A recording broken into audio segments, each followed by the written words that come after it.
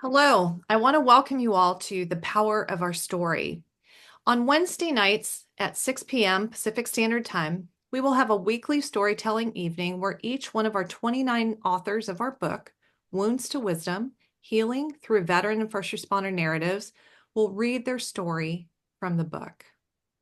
We are a community where veterans, first responders, and all protectors can connect, share their experiences, and heal together.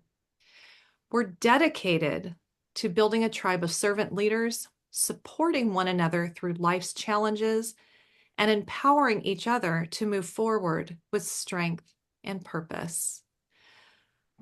Our weekly groups and stories remind us that no one heals alone. So tonight, I want to introduce, first off, Chad Bruckner, who is an active duty law enforcement officer who is going to be reading Steve Giblin's story from the book. So here's a little bit about Steve. Steve Giblin, a retired Navy SEAL, embodies the essence of dedication, discipline, and resilience. Born and raised with an unwavering commitment to service, Steve's journey led him through the ranks of the U.S. Navy SEALs, where he honed his skills in the crucible of adversity. During his military career, Steve undertook numerous assignments and positions, displaying steadfast followership and leadership and an indomitable spirit. Determined towards commitment and leadership, he became a symbol of what most would imagine a master chief you didn't want to cross, but also had your six when backed into a corner. Transitioning to civilian life, Steve and his wife found solace in the tranquil landscapes of the Southwest. Embracing the challenges of retirement, he remained an active advocate for veteran support programs and community. In the arid beauty of the Southwest, Steve discovered a new mission: fostering resilience in his fellow man through writing and camaraderie with fellow teammates. Today, his legacy extends beyond the battlefield as he continues to uplift others, embodying the SEAL ethos in the heart of the desert. So we warmly welcome all protectors, veterans, and first responders and caring bridge builders to be here on our calls. So, Chad, thank you for coming on and reading this powerful story of Steve's. I'm going to hand it over to you now. Thank you. Thank you, Sarah. I'll be reading chapter 4 of Wounds of Wisdom. It's written by Steve Giblin. I just want to do an intro to Steve before I read it because I think it's personal. Reading this chapter really resonated with me as a protector who battled with some of the same symptoms and issues that Steve struggled with. What I say about Steve is, he's been through so much. You're going to hear in this chapter, and yet he has this humility that you'll notice all throughout the chapter. And it just struck me as somebody who's decorated as he is, the tip of the spear in special operations. And yet he can write a book so eloquently and empathetic and vulnerable. And I just thought that people will really get a lot out of that. If Steve, who's a Navy SEAL, can be vulnerable and can heal, it gives us permission to do the same thing too. So this is Steve Giblin's chapter. It's called Dancing Around the Fire. I joined the Navy in 1981 at the tender age of 17. After a deployment and one-year tour on the aircraft carrier USS Ranger, I was granted orders to BUDS, Basic Underwater Demolition SEAL Training, where I learned the basics of being a frogman, aka Navy SEAL. I spent the next 26 years in the teams, bouncing around the globe, conducting special operations, training with foreign partner special operation units, and forward deploying with contingency operations. I operated mini-wet submersibles from submarines and surface ships, conducted more than 1,200 military parachute drops, and was a member of SEAL Team 6 for 14 years. I was a Command Master Chief, which is the senior enlisted advisor, at 2 Naval Special Warfare Commands, finishing out my career in San Diego, where I started at BUDS as a Phase Master Chief, and then as the Operation Master Chief before retiring from active duty in 2009. After retirement, I could continue to work for my community, serving as a contractor and then as a government civil service employee for 9 years. After 37 years of combined service, my wife and I hung it up for good and retired. She's also retired active duty, a Navy Chief Petty Officer and civil service employee. We're now living in the Southwest where we plan on calling the desert home. Blowing things up for a living and sustaining at least 3 known concussions is the root cause of many problems in my life. Unbeknownst to me and many of my comrades, blast exposure, heavy weapons, and the opening shock of a parachute causes brain injury. Microscopic tears that aren't detected in an MRI or CT scan create what I call, quote, wiring problem in the brain housing unit, end quote. The medical profession calls it traumatic brain injury, or TBI, damage caused because of a sudden, forceful impact or jolt to the head. These symptoms from the injury range from mild to severe, involving confusion, impaired motor skills, chronic headaches, depression, cognitive and memory issues, and sometimes suicide.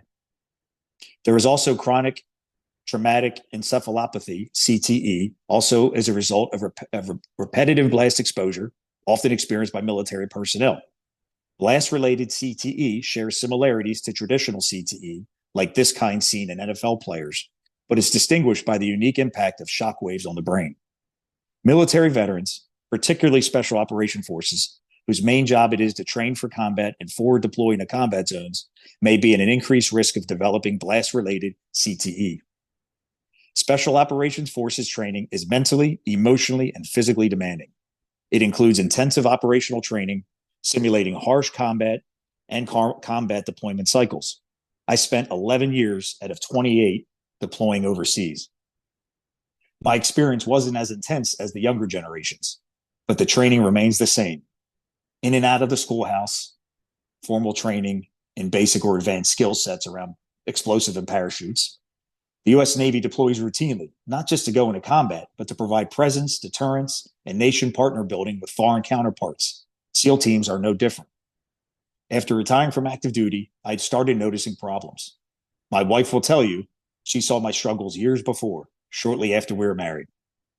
Explosive anger, forgetfulness, and sleeplessness. The problems I noticed were a lack of sleep and depression. I associated the latter with the lack of sleep, so I focused on getting a better night's rest. I tailored my workouts to a more consistent rhythm with breaks for yoga and chilling out. The sleep problems continued. I drank more, wine mostly, but could put down plenty of beer. I could kill a bottle of wine, no problem. And I tell myself, self-control, Stephen. Fortunately and unfortunately, my work as a civilian with the SEAL teams led to more internal conflict. I missed deployments and the close-knit camaraderie. Deployment was always what we trained for, war or not. Not being deployed also disturbed my sleep.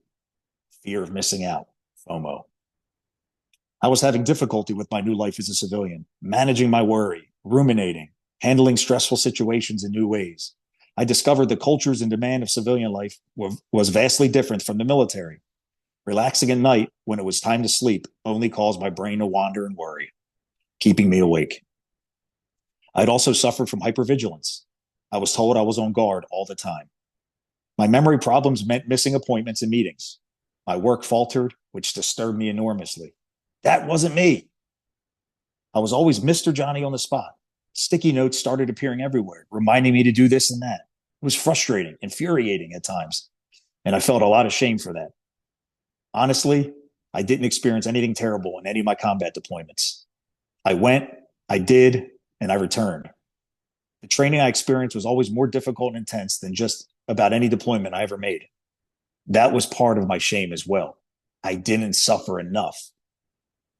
Life outside the military is typically more mundane, lacking the stimulus of life and death situations. Critical ingredients to human health and well-being include a sense of purpose, daily structured activities, and a continued sense of earned success and contribution. Work is one of the most important aspects of human life, yet most special operations forces operators struggle, at least for a while, to develop satisfying post-military career paths. Many operators also struggle with the loss of purpose, loss of tribe, and reintegration into their own homes, families, and communities. There is the fear of developing invisible wounds. As the number of operators and operations increase, people I know who have committed suicide or self-destructive in other ways, like substance abuse or risky behaviors, And as the evidence grows regarding the significant toll taken by traumatic brain injury, I quietly wonder if I will be next. There is a pervasive awareness within the SOF community that the invisible wounds of war, including chronic traumatic encephalopathy, CTE, may claim them too. Part of my dread, the rumination of who I will hear about next. Or will it be me who is next? I won't lie and tell you I've never thought about the dirty deed of suicide. The thought is there, like a big bonfire that I'm dancing around. When will I jump in? My mother did when I was 26. My grandfather did when I was 4 or 5. Personally, I know at least a dozen guys who have done it, died by suicide, the final option to cure the pain, stop the hurt, and the fear of missing out. I always imagined retiring to a life of surfing, skydiving, running, and swimming to my heart's delight. All those things that I love. A lot of my friends still do, but I can't do it anymore because my body is racked. My feet and knees are in terrible condition. My shoulders can't take the repetitive strokes of swimming. And my back, which I broke in the early 90s, is only getting worse. Depression sets in even more when I ruminate over the fact that I can no longer do any of these activities. My relationship with my 2 biological daughters from my first marriage is less than optimal, to put it mildly. Coping with all this is draining and requires energy and compartmentalizing, putting these things into boxes and shelving each one as best I can. Sometimes these boxes fall off the shelf and expose all the emotions that must be dealt with. So, how do I deal with it all these days? I look for new ways and techniques to work out. I exercise with very deliberate intentions. I can no longer just head out the door for an exhilarating run or go swim a mile to clear my head. Weights are lifted in a certain way to avoid exasperating an old injury. This means no dynamic style exercise. Managing depression and the ultimate side effect is a daily thing for me. It requires me to think and act in specific ways with a sense of purpose, shedding how I used to think. Getting upset over the small stuff, things out of my control, is unnecessary. No more rants of negativity. Old feelings over people need to be discarded in order to get my head straight. In some cases, this means forgiving people for perceived sins against me. I am making sure that I take the prescribed medication to alleviate the physical pain and discomfort my old profession left me with: neuropathy, chronic pain in almost every joint, and depression.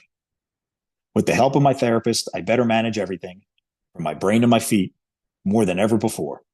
I guess that's what getting old is, managing all the pain. I'm only 60 years old, but some days it feels older. Dog years, I guess. I have to cut myself some slack for the bad memory and be okay with the sticky notes that litter my desk. It's not easy some days. Those are the days I dance around the fire. By Steve Giblin. Chad, thank you. What a powerful story. I so appreciate Steve, and I really appreciate just how you read it too. I think you did it a lot of justice, and I want to thank you for that. I also want to share about Steve's other book. He wrote a book called Walking in Mud, and I want to get the whole title here. Okay. Ah. 10 rules for surviving the new normal. So it's walking in mud, 10 rules for surviving the new normal. And I just appreciate too he says he shares the truth of what it's like with so much resilience and strength, but he shares his reality and um, how he overcomes it and helps other people. I admire that. I appreciate that. And again, Chad, you did justice to his story. Thank you so much. You're welcome, Sarah. Steve's the man.